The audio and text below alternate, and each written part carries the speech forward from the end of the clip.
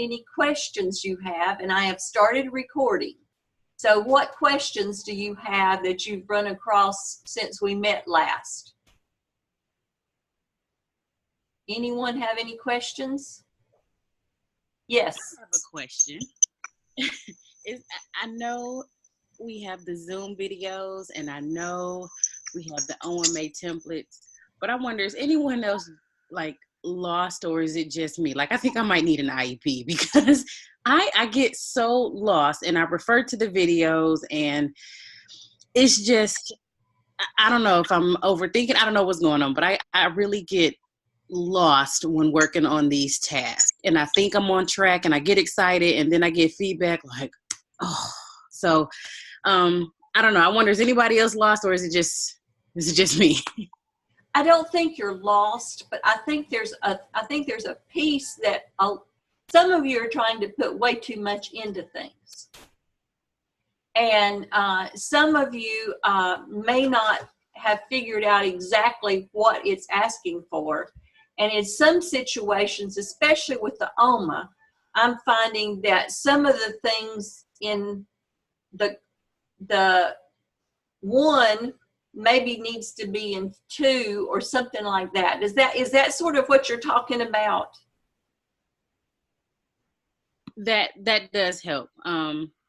Could be. I just could be mixing up tasks, and I could be confusing myself. So that does help. And that's one of the reasons that I do talk about one task 1 week and then the next task the next week, instead of just trying to combine them all, because I've learned in the past when we tried to introduce them all at one time, then people got really confused. And so that's the reason I try to split them up. Anybody else have a question? Anybody else have a question? All right, there will, at any time, if you have a question, if anything we talk about gives you thought that you want to ask a question, feel free to do that. Tonight we're going to talk about the OMA Task 4. That's what we're going to start out with. Now, you've already completed 2 of these. You had one of these at the end of the APSL and one at the end of the APTEL. So this is pretty much the same thing that you've been asked to do before. You are thinking about the course content, the clinical experience or your internship, and your work completing the OMA. And you are tying everything together to help you figure out how all 3 of those things put together has helped you become more competent. Now, this semester, they did not point out which ones went with which one of the tasks. You all have all 21 for the whole semester. It says you're to do 12 this semester. For this task. So you pick out the 12 of the competencies that you've used the most while you were working on the OMA. And then for the next one, I think it may be 12 also, you'll repeat some of those, but then you will start out with the ones you did not use in the OMA. So you're choosing the competencies that you're going to reflect on. And the one thing that Dr. Tillman and I have realized is folks are getting confused with the task, the competency folio, and the competency dispositions, I believe, are the 3 things that people are getting confused on. So very, very clearly understand that the task does not need any evidences. You don't do evidences. You are thinking about what you've done in the course, your readings, any of the discussion boards. You're thinking about what you've done at school in your internship for your internship hours. And you're thinking about what you've done as you've completed the OMA. Those are the 3 things that you're thinking about, and you're tying them together as you're writing a reflection. And your reflection is about whichever 12 competencies you choose, and you're talking about how the different activities in those 3 parts of the program have helped you become a stronger person in that particular competency, a stronger administrator. You have become more competent, to use the same word over and over again. You've become more competent because you've done those things. Now, in the past, whenever I was reading these, the piece that was most often left out was the course content. Don't forget that a lot of the course content is used as you're developing your tasks, but still you're leaving it out. You're not ever mentioning that, and they're really wanting to see that all those three pieces tied together.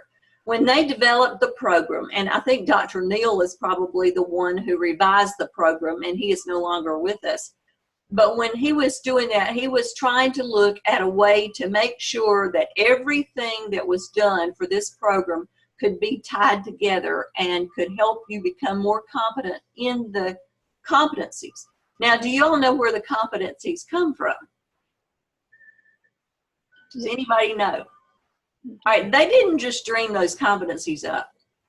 Those are the competencies that when you look at the standards for school executives, those are the competencies that it says you are supposed to be able to do when you become a school administrator. So that is where it comes from. That is why it's important. Probably a lot of the other schools don't focus on the competencies as much, but some of them may. So what Dr. Neal did was try to make sure that we hit those competencies and it wasn't an afterthought. And so that's why these are written in as tasks. So do you have any question about that? Does that clarify what you're supposed to be doing in task 4? I have a question, Dr. Todd. Yes. I know last semester, I think every competency that I wrote about was related to like a real world thing that I was doing in my school. So can you give an example of how we would relate it to the coursework? Or what when you say you want us to relate things to the course content? Okay, you're breaking up. So I'm getting part of what you're saying, but not all of what you're saying.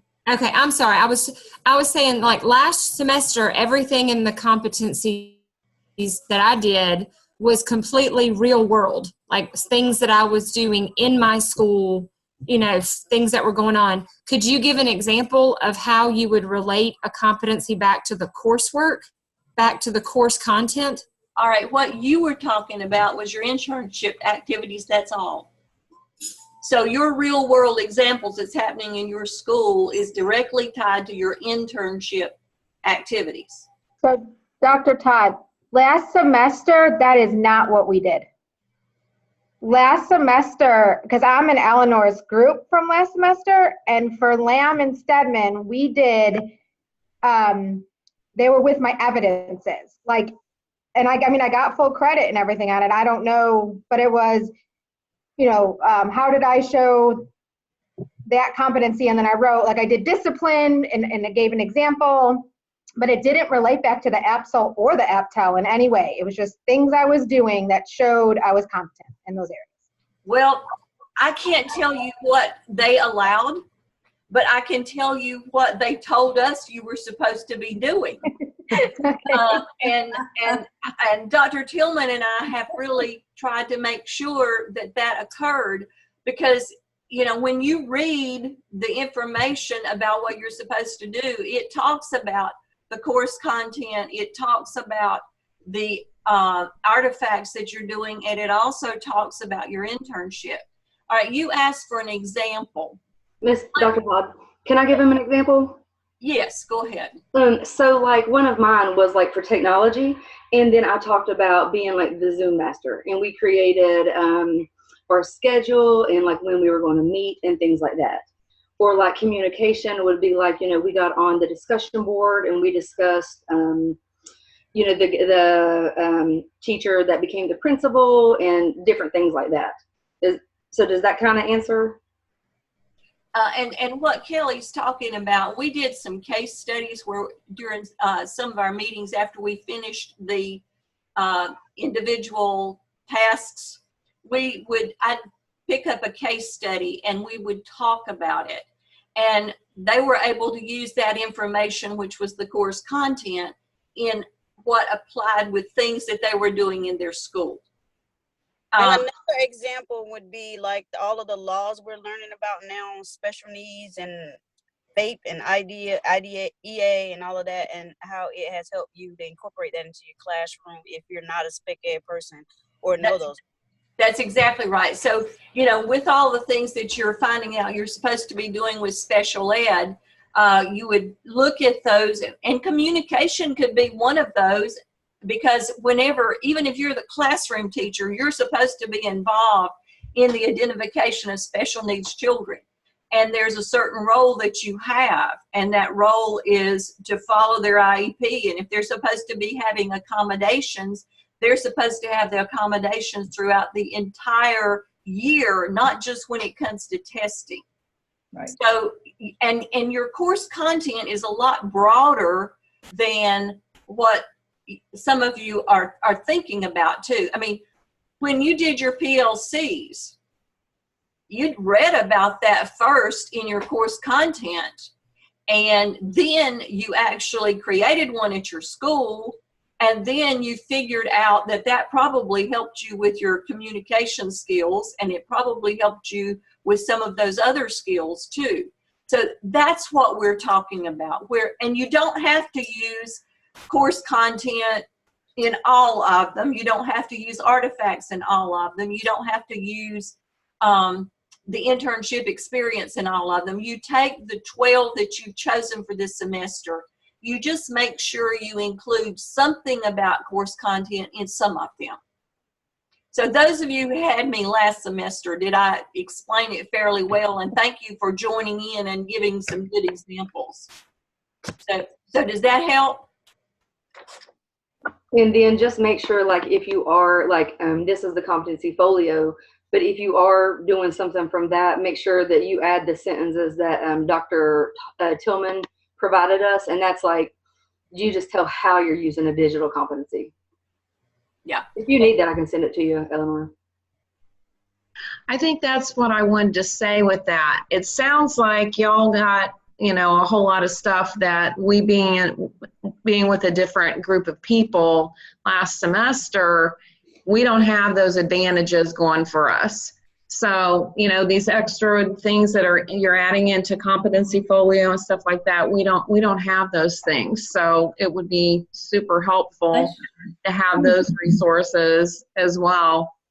I sent that to everyone. It's called the competency record.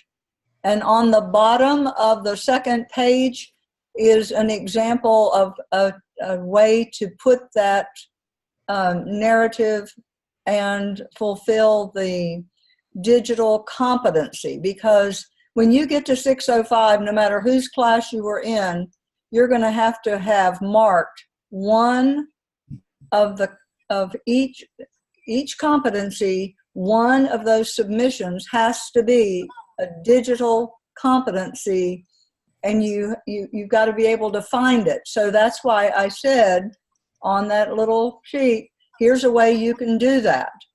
And so that's really all that the other people have that you don't have, and I sent it to you. So we're really trying to help you. Was that the 3 columns that you sent us? Yes, that has what is which of the artifacts, what's going to be required in each one. And while I'm blabbing, let me just say, tomorrow evening we will go through those one more time, because if you look at that sheet, it tells you for every competency which of your projects you have to have an entry for. It'll say you have to have an APSL, you have to have an APTL, and an open-ended.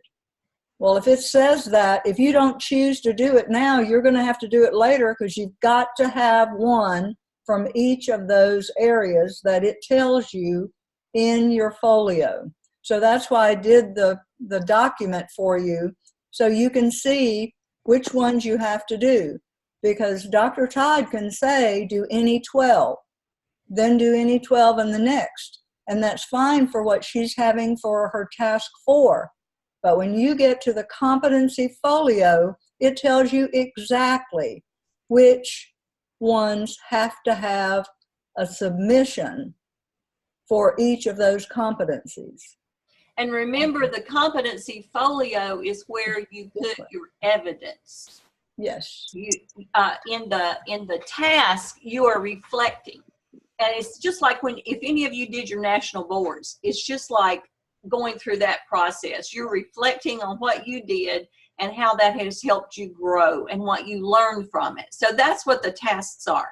The competency folio is where you're putting the evidence. And Dr. Lamb would be one of the first ones to tell you that when he was talking about evidence, he's talking about the agendas you created. He's talking about the videos that you created.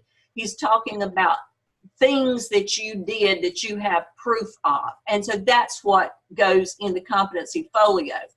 And by the time you finish, you're supposed to have one each semester. So there will be a total of 63 by the time you get ready to turn it in. And that is also the one that you do not submit for evaluation. That was another thing I think people were getting confused on. With the competency folio, you don't submit that for evaluation until the very last semester, and Dr. Tillman will tell you when to do that. But you do submit it to her each semester for her to review and to comment on.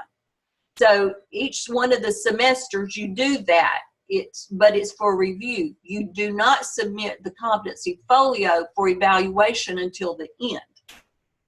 And there was another piece, the competency disposition. Dr. Tillman, do you want to speak to that? Well, in the, when you go to task stream, there's a School of Education disposition that you need to fill out, which is really short. You did it last semester, and you just go in and answer. And then there's also a competency analysis. And I think the task stream competency analysis is being confused with Dr. Todd's task 4 competency reflection, when you're reflecting on those competencies. And when Dr. Lamb says you don't have to have any kind of a narrative for the competency analysis, I think that you are thinking you don't have to put any narrative in the competency folio, and that is not correct. There has to be a description of what is in that competency folio. You put a short description, and if it's going to be digital, you make a comment about that. You attach the thing, the document, the evidence. But in task stream, you're supposed to be doing the School of Education dispositions and a competency analysis, which is different, okay? And I think that's the big concern, Dr. Todd, why they hear Dr. Lamb saying that they don't have to do a narrative, and then I'm saying, give me a narrative. Because Dr. Lamb is talking about the task stream competency analysis, okay? And I have the competency folio, and you have the reflection in task 4. And they're all about competencies, but they're all different. Dr. Tillman, would it be possible on one of your Zoom nights to have you pull up the task stream and the competency folio and just, I'm a visual person, and talk through what you just did? I think it would make more sense for me, because I'm nervous now about some of the things that I did last semester if I'm going to be behind the 8 ball on some stuff. I would say if you did it last semester and you got comments, right? You got comments? Okay, if it says that it's proficient, I'm not going to go back and read it. Nobody's going to change it. So what was accepted last semester is accepted. Yes. So don't worry about going back. No. one of you made a comment about and asked who do you reach out to about the lack of consistency. I think more than anything, we're really trying to do what Dr. Lamb has asked us to do, but we have our own style of making sure that we do that. And you also have two of us who are very, what's the word I'm looking for? We want you to be so successful, and we may overkill to make sure that you get it done and then you're successful. So, you know, we deliberately don't teach a lot of classes. You know, I like teaching just 2 classes, no more than 3, because I can't read fast enough like some of them do in order to actually give you some feedback. So I think, you know, just let's get through the semester and see how things go. And if you feel the need to say anything at the end of the semester, feel free to do that. Dr. Lamb is the head of the department.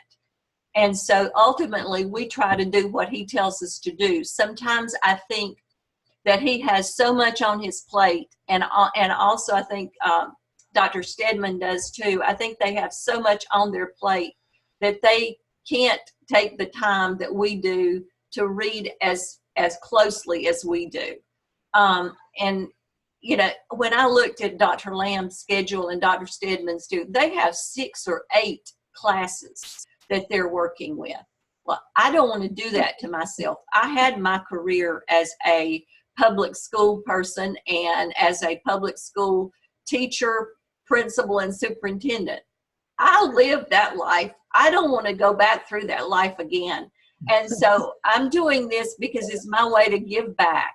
You know, I'm hoping that probably Dr. Tillman would share in the same way that I did.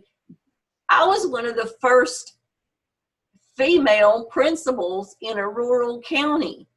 I was the first female superintendent in our rural county. So, you know, there are a lot of things that I've had some experience with, and Dr. Tillman has too, that we're hoping that we can help you have your life a little bit easier.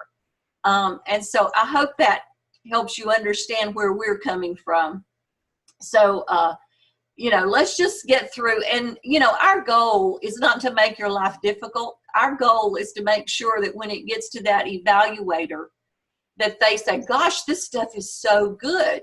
And like I explained to you last week, you know, it's my hope that they would pick some of the students that we have had whenever DPI comes in to check Gardner Webb and make sure they're doing the product that they are saying they're doing. Because I think your all's work is really good, especially by the time we finish it. And the other thing is, I don't want you to get upset because we tell you to add something or we tell you to polish something. That's just who we are. We're teachers first and foremost. Yes, we've been school administrators, but we're teachers first. And one of the things that I realized when I was a school principal is I was still a teacher. My class had just changed. Instead of having the classroom of students that I had when I was teaching, I now had a classroom full of teachers and assistant teachers and bus drivers and office personnel and cafeteria workers. But my job was still teaching because we had to all be on the same page if we were going to do things the right way. And then when I became a central office person, I realized again, when I was in charge of a program area, I was still a teacher. I was teaching what they needed to do in order to be successful in their program. And then when I was a superintendent, I was a teacher of the principals because I was trying to move the entire system in the same direction you would try to move a school. So the further you get away from the first group of students, the less effect you have, in my opinion, but you still pull them all along and try to get them all together in the same area, because what everybody wants is they want the school to be successful, and they want the students to be successful and you to be successful. So, you know, that's the perspective we're coming from. And so I realize it has been that our personalities are different. We look at things differently. And So we're still trying to do the same thing, but I'm a visual person, as Carrie said she was. So I go back and I look at that rubric and I look at the description and I think, okay, this is what it's saying. And yes, Nashila, you're 100% correct. Dr. Lamb specifically did say no narrative in the competency folio. And Dr. Tillman and I had talked about that before. I don't think she's wanting you to give a narrative per se, but she's just wanting you to do a statement as to this was used where. You know, if you put an agenda and that's your evidence, then all you would need to say was this agenda was used in my PLC. That would be what I think, and it's just an explanation of what it is.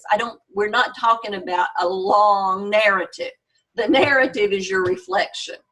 And then the analysis, you would do whatever they are asking you to do with the analysis. I have done that part before, but it's been a while, and I think some of that's changed from the time I did that. So I defer to Dr. Tillman on that.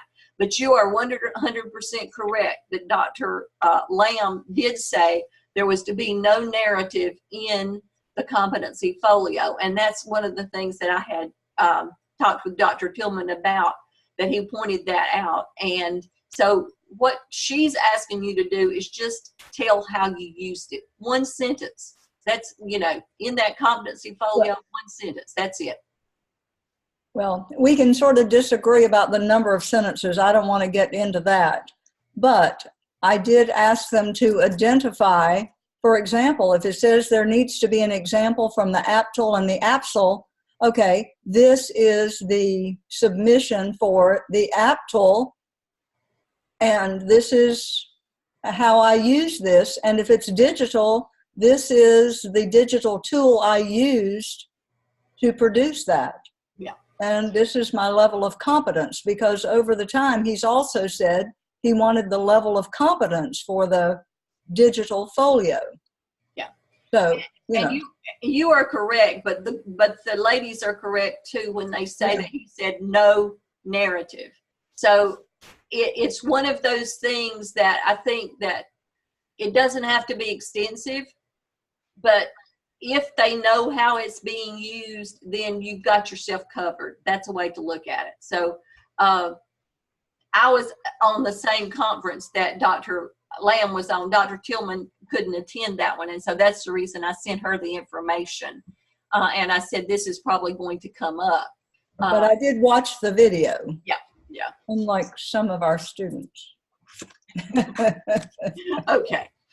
All right. Now, let's see. Let's look at the chat. And have I addressed everything? And it says your task 4 competence were tied to the actual, yes, and that is the way it should be, because that's your internship piece. That's the one of the 3 pieces. All right, and no narrative. Okay, so okay, so we got that. I have a question, Dr. Todd. Yes. A lot of talk has been about Dr. Lamb, Dr. Stedman, and you two. Dr. Crawford is my person who's reviewing my portfolio. Is he also on the same page as? Why is he reviewing your portfolio? He's supposed to be. Dr. Tillman's the one. All of Dr. Crawford's were transferred to Dr. Tillman when our sections got changed. So in task, because I haven't been to task stream this semester, but that should be changed, because last semester I was getting comments from him. You probably had him last semester. He's teaching 2 classes this semester. Okay. So he probably will not be doing that this semester, because that was me too. Dr. Crawford did my competency folio at the end of last semester. I guess my question is, if whatever he did, like you guys said, if it's good if he passed it or it's approved, then I'm good to go. Okay. All right. Thank you. Good. Yeah. Okay. So, but everybody in this group, in both of our classes, should be with Dr. Tillman this semester, because like I said, Dr. Crawford also was moved. I was moved. Dr. Crawford was moved at maybe a week before the classes started, and it took even longer than that to get the sections straightened out as far as the clinical coaches. So some of that, it was already after you all started semester with us before they got that straightened out. Okay, did we get to cover everything there? All right, now I just have a little bit of review here for you. And this is because I think some of you are still having some questions about it. The ALMA Task 1 is the contextual analysis. And, you know, I look at that as saying, okay, when you hear the word context, what does that mean to you? And when you hear the word analysis, what does that mean to you? And so that's the reason I have asked you to think about and find out information about your community. That's part of the environment piece of where you are living. And it says you're looking at your school within the context of its history, environment, and cultural setting. Now that comes straight from the description. And so you're looking at your school both internally and externally. And so one of the pieces, as I've read the task 1, that I sometimes find weaker, it's the community piece. Now, some of you are putting it in there and you found out information about your community. You found out information about the demographics of the area, and then you reflect on that. And so some of you have done a really good job with that. Some of you, it's really short. So, you know, I just make sure you cover the community where your school is located, because that gives you a little bit of a feeling for the way your school fits in with the community, the environment around you. So that's the first one. Now the second one, I've just started, I think I've read all of task 1 that have been turned in. So you should have found a comment. Task 2 is looking at your instructional capacity building to improve student achievement. So some of the stuff does go back to the things that you did last semester. And the biggest difference between some of the things that you did last semester and this semester is you're really looking at exceptional learners.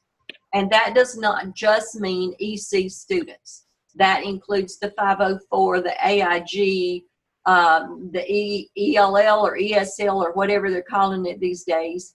And, you know, any OHI, other health impaired. So it's any of those groups, educationally disadvantaged, economically disadvantaged. So it's any of the groups that you have information about that you work with in your school.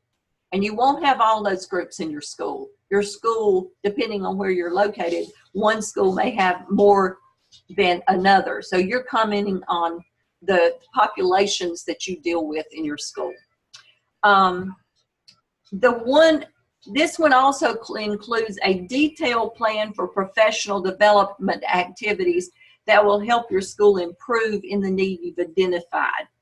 And I said use information from your previous artifacts. If you identified a need that was your goal for your school to improve on, then you would use that information, but then you would develop your professional development plan to help with that. And I know from reading a lot of them last semester, many of you had got to that point, you'd put it in your action plan. Well, you could just lift out bits and pieces and it could become your professional development plan. But that's one of the focuses for that task. And then the task 3 is your analysis of the existing school schedule. This includes the strengths and the areas for improvement of the existing school schedule, alignment with related school improvement team findings, alignment with legal requirements and with needs of diverse and exceptional populations, input from faculty, and any suggestions for revising the current schedule. And it may be that your schedule is in such good shape that you won't find anything that you consider revising that would make a big difference. Or it might be that what you're suggesting to revise would be something out of your principal's control and out of your school's control, because it has to do with teachers that travel to more than one school. It has to do with itinerant teachers. So all of those kinds of things will play a part in what you decide as you are analyzing your school schedule. So that's just briefly the 3 that you've already been working on.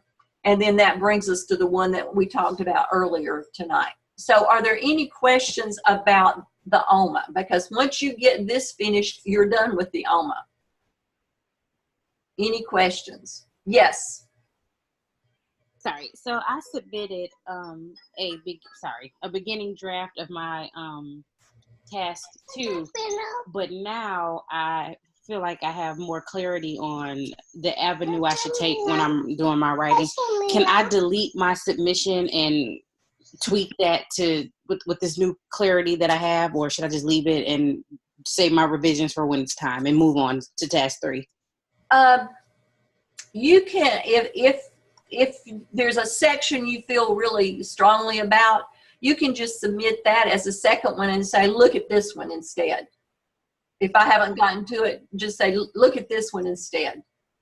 Well, Go ahead, Dr. Tillman.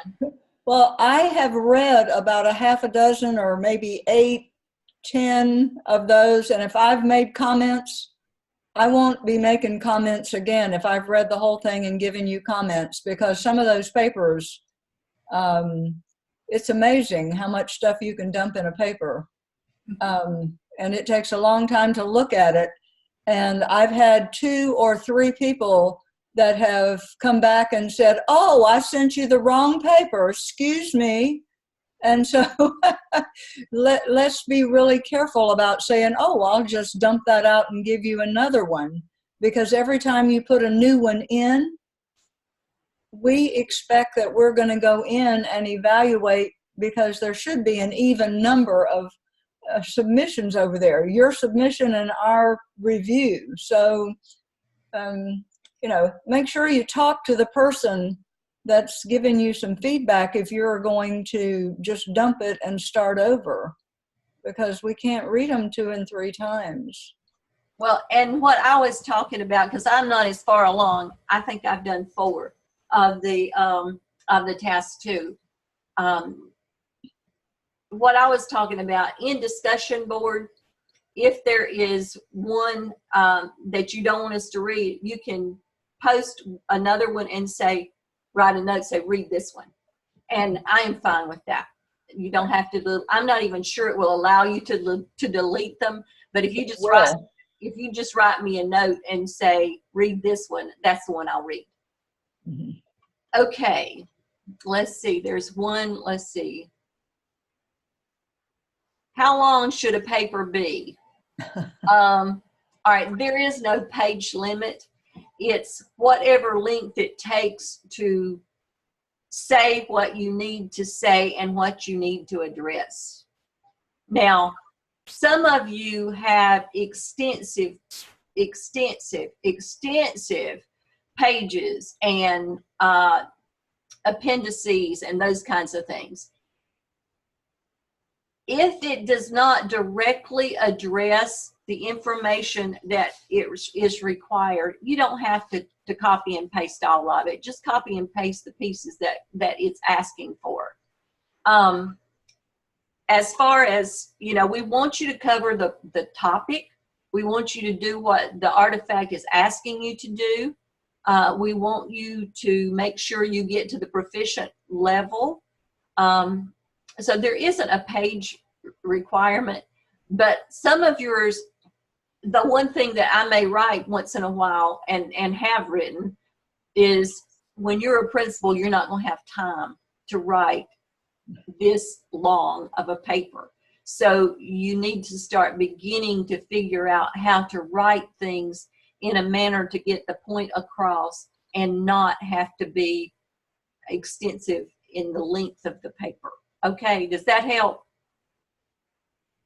Extensive would be more like 50 pages. So some of the things do take 20 to 25 pages, just depending on what your topic is and which task you're working on. If you did a really good job with the literature review in one of the previous ones, you may have had 15 to 20 pages just dealing with that, the lit review. And so then you had all those other pieces. So that's what I'm talking about. Does that help? Okay. All right. Now, the other thing that I wanted us to talk about tonight, and let me see how much time we've got. We've got 20 minutes. Is I really enjoyed reading your all's answers to the question about you were the teacher on the field trip and your bus was involved in an accident. And you all found all the information, but you found that there's not a lot of information for teachers, or that was the majority of what you found, is there was not a lot of information as to what you specifically do.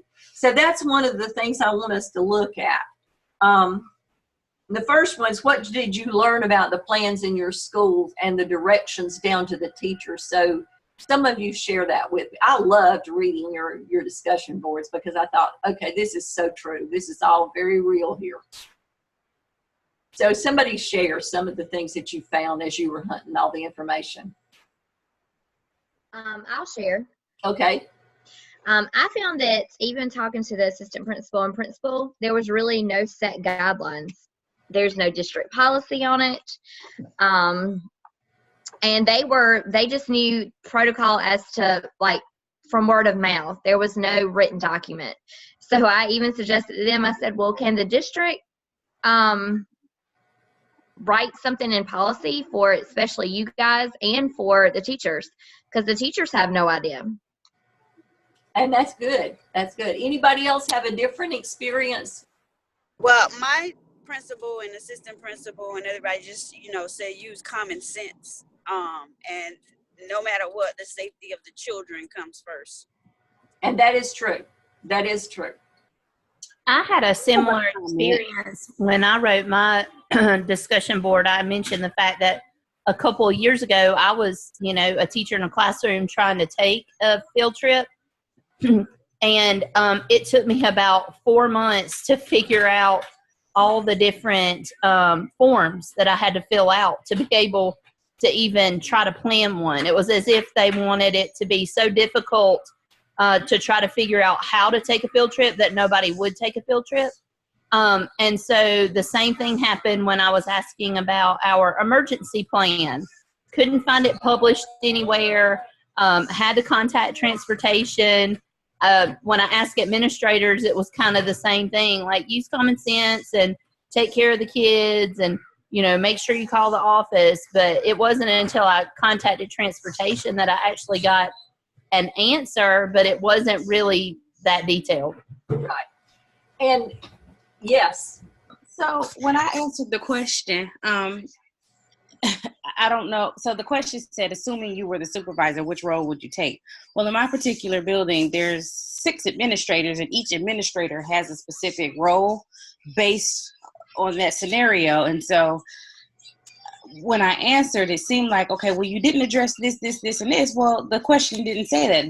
The discussion board said, what would I do? And so I took on a role of one of the administrators. And I guess what I'm basically saying, oh my goodness, I'm sorry. What I'm basically saying is, when it comes to that kind of stuff, if you all are looking for specific policies that we need to be addressed, and I think it would help me specifically if you could say, okay, well, assuming you're like, what is your school's policy? Or, because that's not what the question said. The discussion board said, just what role would you take? Well, I would do this. But according to policy, one administrator does this, one does this. Does that make sense? It does. And one of the things that I do is I don't know your roles and I don't know how your schools are set up. So I will ask questions in addition to what you responded.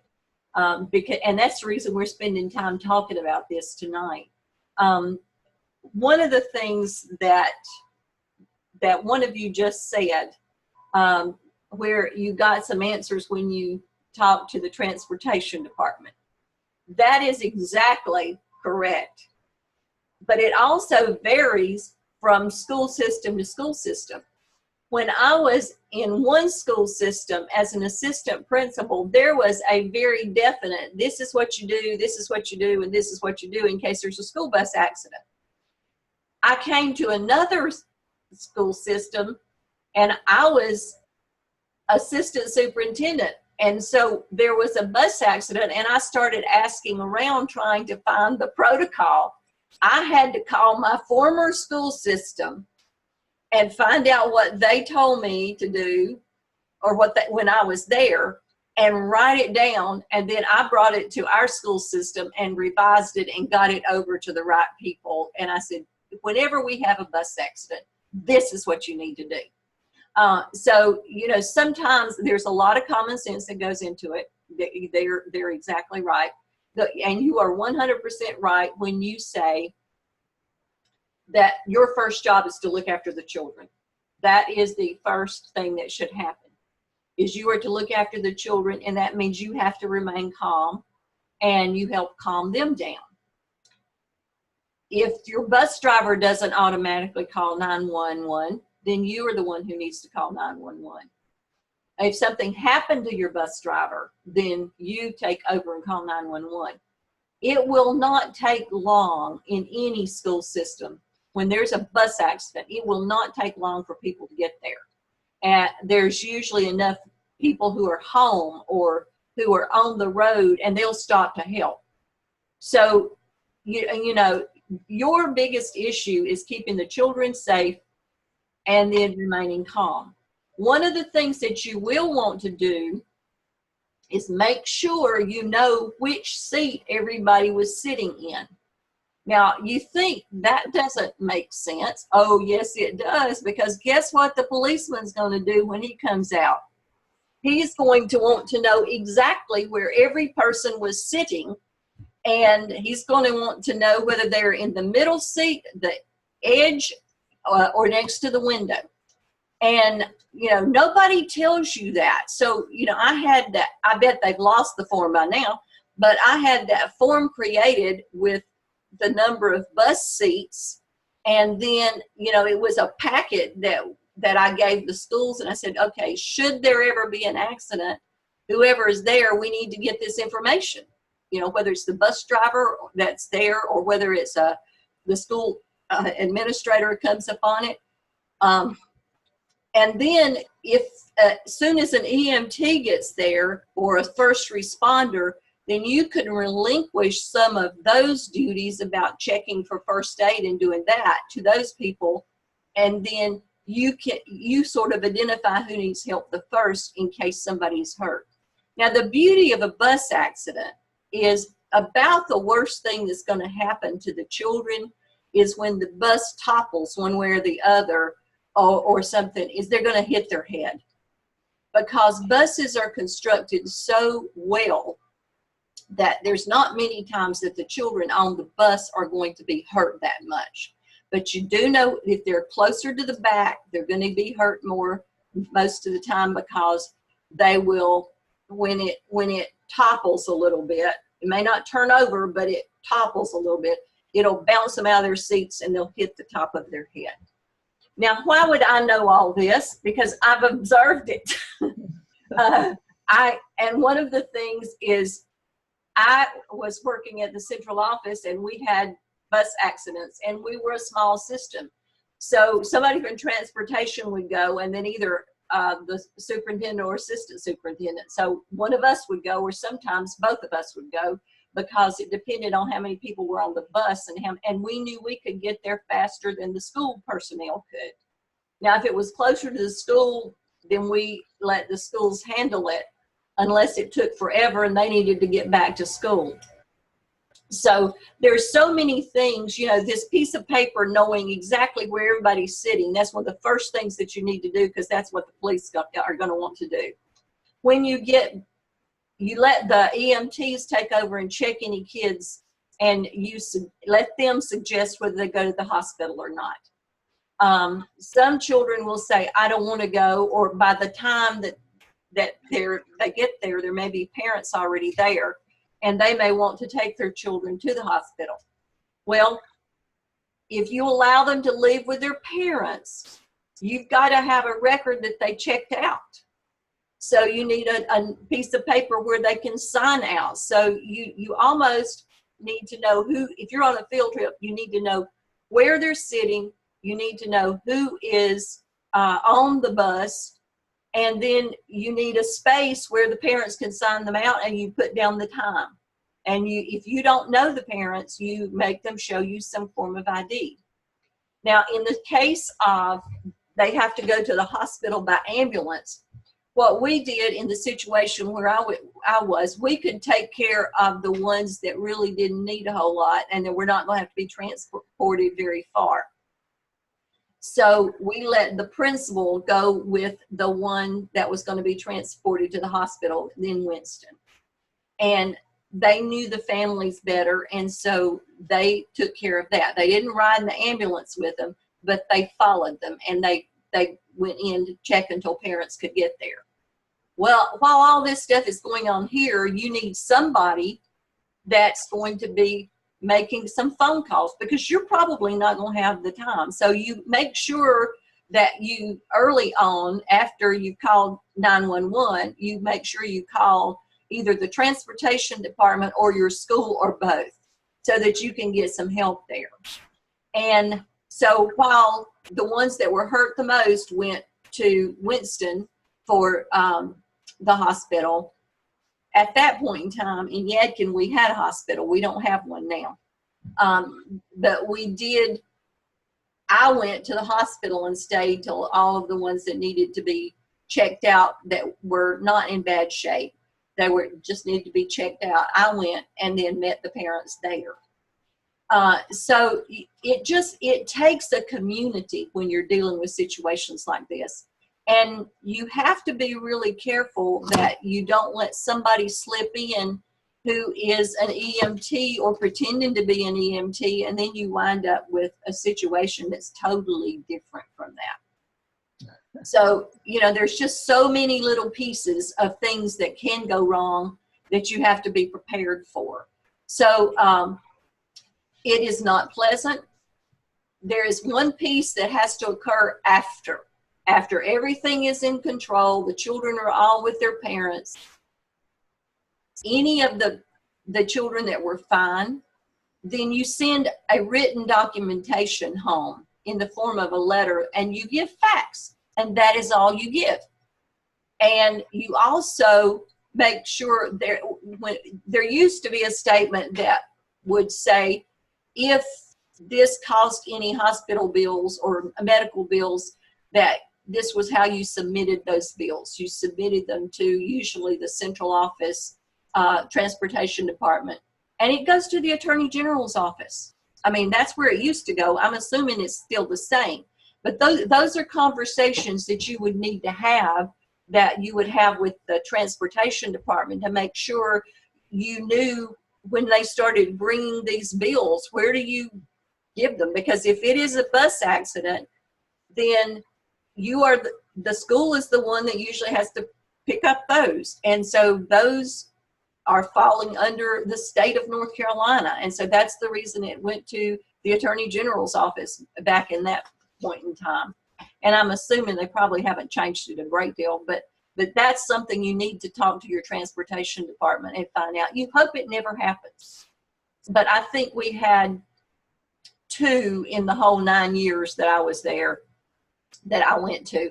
One of them, nobody got hurt. No one had to go to the hospital. Nobody had any issues at all. We just had to send a bus from the high school to pick up the ones who were fine until we could get everything else released. And then those kids went on to school, and then we dealt with all of the paperwork and all that kind of stuff. So that's what happens most of the time. But every once in a while, you will have one where there's some injuries. And so that's where you really need to think, and you need to think very carefully. You need your paperwork. You need to make sure you find out what happened. You're not investigating this. So the police will come. The police will do an investigation. You just need to have general knowledge. And when you send that information home, again, it's just general knowledge, and it's not anything to upset anyone. It is bus such and such was involved in an accident this afternoon. And if your child was on the bus, please make sure you keep an eye on him. And if there's any issues, take him to the doctor and then let us know. And then you might have a little paragraph about this is how we would like you to submit any medical bills that you have from it. So, it's just very low key because you're hoping everything's going to be fine. And in most situations they will be. But Dr. Todd, I've had that experience as a parent where my child was involved in a bus accident and it was never reported to me. It actually took me about 3 weeks to get someone at transportation to even call me to tell me about it. And they never sent anything home. The only reason how I found out about the accident is my son actually said the bus was involved in an accident, but he told me 2 weeks after the fact that it was involved in an accident. And when I finally got a representative from transportation to at least talk to me about the accident, they downplayed it and said, oh, it was just a minor fender bender, and the only reason why the police was called is because it was a school bus. But it was just a minor fender bender, and I was like, well, if that's the case, then you should have told me something about it, because I didn't know anything about it. I had to hear about it from a kid. Well, and this is why I'm saying, unless there's a district policy that says something different, you always send a letter home. And that way there is official notification. And a lot of times with all of the Connect Ed and all of the phone systems that most schools have now, if you can narrow it down and not send it to the entire school to excite everybody, and you can narrow it down just to the kids who were on the bus, that's where that list of who's on the bus and where they're sitting, that's where that all comes into play. But guess what? If you don't have anything of that available, then what are you going to do? You're going to do the best you can and operate by the seat of your pants. Well, they have Power School now that'll do all of that. It'll tell you who's on what route, all of that. And then, but there's one other piece. You have to know, we had those too, but you have to know who was on the bus that day. Not just the route. You have to know who actually was there. And that's why that list is so important. So, do you mind if I share something with everybody? Please, go ahead. The day after we had the discussion board where we were supposed to review our emergency plans for our school, we actually ended up having a bomb scare at my high school and had to not only evacuate the building, all 870 some odd students, but we actually had to evacuate the campus. So I had inquired among our administrative staff the day before for our discussion board for them to all send me the updated, plans, which we had actually just updated because of another scare in a recent nearby school district. So we had just completely revamped everything and had a new evacuation from site plan that they all sent me the day before. Then the morning of the bomb scare, one of those administrators that's in charge of safety had gone around to every single classroom to make sure that they all had the appropriate new plans in their room. And so it was just very oddly appropriate for us to have done that day. Everybody was on their toes. Everything went as calmly and smoothly as it could have. And we were all back on campus by 2 p.m. that day for the buses to run to the elementary schools. We actually had to be served lunch off campus. All of the other cafeterias had to pull together. And when you were talking about knowing where every student was on the bus, when we evacuated campus, we had to know every single student, which bus they were on. We had to make sure they stayed on that bus while we were off campus with their teacher or supervisor, so that as information was coming in from our cameras and law enforcement of who they needed to speak to, we knew exactly how to find every single kid and pull the ones that we needed to find. So luckily nothing was found and we were all safe and sound, but it was definitely a success story of the plan. That's right. That day. And all of you probably have really thorough plans like that somewhere, but they may not, if you've never had any issues, they may not be looked at, they may not be dwelled on and that kind of thing. But it's really important whenever you wind up in a situation like this. I will tell you, I dealt with bomb threats at least 2 different times in my career. And they never tried to make it easy for us. For one time, it was every day for a week right before Easter. And the time of day started out at 2 p.m. in the afternoon, and then it wound up being, the last day wound up being at 7:30 in the morning before all the buses were in. And then one other time, it was the same elementary school, but then the last time they called it in, they said the whole Western District. Now, that's a fun thing to deal with because you've got to get them out of the building, but you don't know, you don't know which school you're talking about, so you're disrupting school for half the county. One of the situations is the last 2 that were called into the same school, we knew it was a hoax. I actually hired deputies to spend the night on campus. And they had checked every room. They knew there was not an issue. And so the only way anything could have come in was with student book bags. And so it got to be just such an aggravation that the students were really tired of it by the last day because they couldn't go into the buildings. We would let them off the bus one at a time. We had a dog that was used to sniff the book bags to see if there was anything in them. And so they had to go through that. So it took forever to get them off the bus, but we just wound up, it happened early enough that I just knew that until that we got that break from Easter break, I just knew I might as well go to the high school because it was going to happen again. And so I just got on one bus and my transportation guy got on another bus, and anybody that I had from central office that was in that area, we just took a bus and let the principal and his teachers take care of the inside of the school, and we would bring them in as we needed to. But it is a hassle, but that's the world we live in. And this was about 10 or 12 years ago when this was going on, so it's not new. It has been going on for a while. We do have good plans. We just need to make sure we follow them. And sometimes there should be an element of surprise. Occasionally, you will need to do things a little bit differently because if you become so predictable, then you're making yourself a possibility for a sniper, should that be the real issue when they call in bomb threats. So there's so many things that you have to think about these days and always have had. Let's see. I think we're close to out of time. Yes, we are. But let me check and see if there's any more chats. Okay, is there anything else? Anybody have a question? All right, one of the things that I want you to look at, I really had hoped we could talk a little bit about this.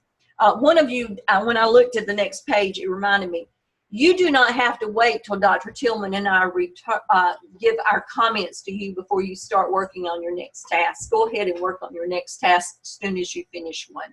And I purposely left about 2 weeks in between your first draft to put your whole paper together, and that's so you can get it ready. I really want you to pay attention to this chapter this week, chapter 15 on tort liability. I've given you some notes that I want you to look at. I want you to look at negligence. It's on the last page. 4 elements must exist to sustain a valid claim of negligence. Duty to protect, failure to exercise a standard of care must have occurred. Conduct must have been the proximate cause of the damage. Actual loss must result. And then I ask you to review page 353. This is a really important chapter in school law for you to review. It gives you some specific court cases and how they have been decided. but there's just a lot of information in here. In the past, you've been able to identify bullying. Now there's cyberbullying. That's even becoming more and more. So as time goes on, you know, Facebook stuff, that becomes things that you shouldn't be having to deal with. But that's where some of the cyberbullying starts. So you are having to deal with it. So just take some time to review all of that, and then to make sure you read that chapter. Sometimes the things that you really hope you never have to deal with, you do have to deal with them. And so it's better to have good knowledge and what to do in the worst case circumstances, and you hope you never have to use it. But one of the things I always found about myself is I could remain calm in all of those situations. And the schools where my principals remained calm, everything went smooth as could be. If my principals looked really nervous about anything, the whole school went crazy.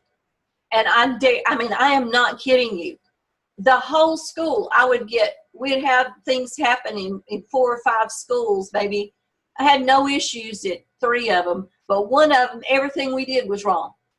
You know, and it was because the principal was so nervous, and she showed it, or he showed it. So you've got to, I don't care whether you're falling apart inside or not, you've got to cover it. You've got to show that you are very much in control and you're calm.